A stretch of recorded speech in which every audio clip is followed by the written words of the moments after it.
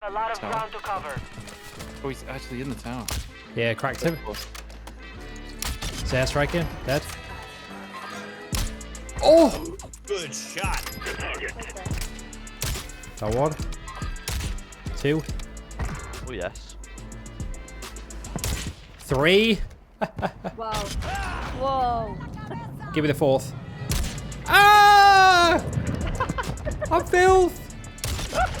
Oh my lord. So it's been just over a week since the release of Season 3, and you'll be surprised with the amount of players I'm running into that are still just sniping wrong on Warzone 2. They're using outdated attachments, wrong ammo types, and aren't capitalizing on what sniping now is. Of course, I understand some people might not keep up with the patch notes or YouTube videos, you know, the meta loadouts or anything like that, or just have a setup that they love and are happy to run with it. But either way, if you want to dominate with sniper rifles in Warzone 2, in this video, let me share with you some techniques, a few settings, and the best loadouts that will help you succeed. Before the Season 3 update, this was the meta setup, you know, the Signal 50 sniper with high velocity ammo, double tapping technique with a slow and steady sniper support in hand. You couldn't be too aggressive because sniping to the head wasn't a one shot, and that was the case since launch 5+ months ago, whatever it was, but we made it work. Don't get me wrong, this is still a viable loadout to use, but if you have missed that satisfying one shot headshot feeling, then let me tell you, it's finally time to switch things up. For those who are not aware, if you equip the explosive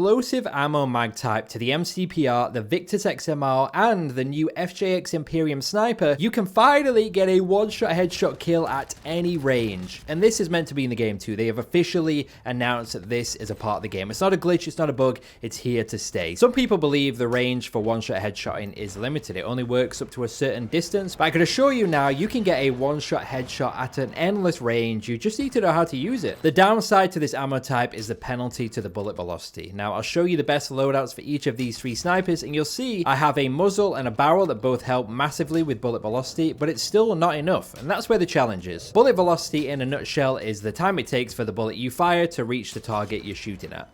With the previous meta of high velocity ammo paired with great attachments, the bullet would travel at around 1200 meters per second, almost twice the speed as it does now, meaning you could in most cases, at a decently far distance, aim pretty close to your target and the bullet would hit. There was not much to it, if you get what I'm saying. With explosive ammo equipped, however, you now need to be aware that the bullet travels slower at around like 700 meters per second and also drops off over time, meaning at most distances, probably over 100 meters, you need to be aiming above your target's head to allow the bullet to slightly drop over time and hit the actual target. I've had quite a few comments on my streams and my videos saying this one-shot setup doesn't work. I hit them in the head, but I only crack their plates. So let me tell you, you've actually just got to aim a little bit higher. You'll see this clip here. I don't know, it might be like 250+ meter headshot, and look how much I have to aim above the enemy's head for it to register. So there's a massive learning curve there to understand. And just think, if that guy was running to the left or to the right and not just standing there still, I would have had to also take into account the bullet travel time and lead my shot ahead of that target. Leading your shot is vital at range to make sure the bullet reaches where you're aiming at the exact moment your enemy does. Now, the thing about leading your shot is that when you're firing at a far distance, there is quite a significant gap between where the enemy is and where you're actually aiming. It will feel pretty damn unnatural, let me tell you now, but I think it's been done this way to have like a skill gap there or a learning curve. It's incredibly hard to perfect that leading distance with every gunfight, with a constant change in distances and all those factors combined, but after more and more engagements, it should start to become a little bit more natural. You know, you can start by trying to keep your engagements at closer, you know, 100 meter mark, stuff like that, and then when you're feeling comfortable with the travel time and the leading, you can start fighting and getting into those engagements at a further distance. They are going to be challenging, but I'm telling you, there's not many more satisfying feelings in Call of Duty right now than leading your shot so far ahead of the enemy to predict where that bullet will hit and getting that sweet, sweet one-shot headshot. It is beautiful. Now let me quickly touch on weapon tuning, because a lot of players, even my own friends, are still making a big mistake when they're building their loadouts. The sliders when tuning aren't relative to the actual value. So putting your slider to max aim down sight speed, for example, isn't always the best place for maximum speed. It could be, and in some cases it will be, but you have to look at the center graph to figure out where that peak point is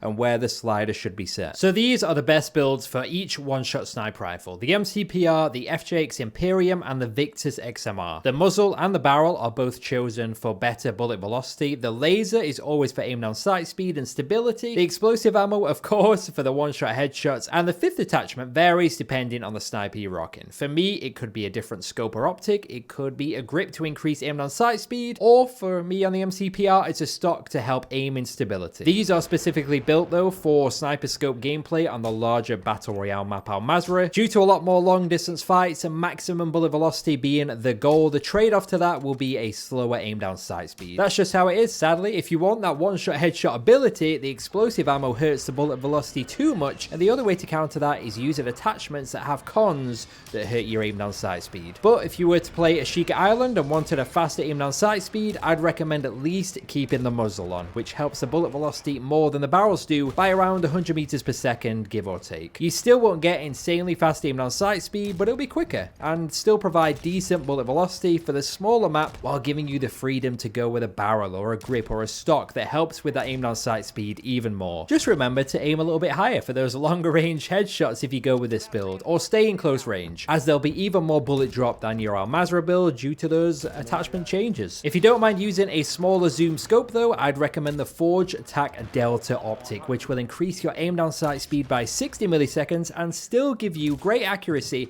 and pretty solid range if you put your eye position to near. You can do that in tuning, and that'll be bumping up the zoom values without actually using a higher zoom scope due to the scope being closer to your eye view on screen. This is what the pros are using, alright? So that's that's saying something right there. If you wanted to know which of these three snipers is the best to use, well, I guess on paper, the FGX Imperium takes it. So it has the best bullet velocity, the best fire rate, it's a pretty clean scope, so you could run with that. But for me, in practice, it's the MCPR. It is only slightly behind in the bullet velocity and fire rate category. It has an incredibly clean scope and has a larger 10 round mag by default that allows for more errors to be made without the punishment of reloading. So I think you're more than good with either of those two, but one to rule out is probably the Victus. It falls short in every category of bullet velocity, fire rate, and has the worst aim down sight time by far, but hey, if it works for you, it works for you. Lastly, I'll just quickly run through some of my in-game settings that help me perform the way I do on Warzone 2. I have my field of view set to 110 to see more in my peripheral vision. The lower that value, the less you'll see on screen, and the narrower your view is, so it's beneficial to have that as high as possible without it becoming too uncomfortable for you. 110 is my sweet spot. Anything over that is too zoomed out and it affects my accuracy. My ADS field of view is set to affected for consistency in that zoom when I'm aiming. I've got my weapon field of view set to wide to have a smaller, less bulky gun view on screen, giving better clarity of the map behind me. And speaking of clarity, tune down the camera movement, the film grade, the motion blur, all that kind of stuff for smoother and more clear visuals. Oh, and change your minimap to square as well, because you'll get better coverage of red dots when a UAV score streak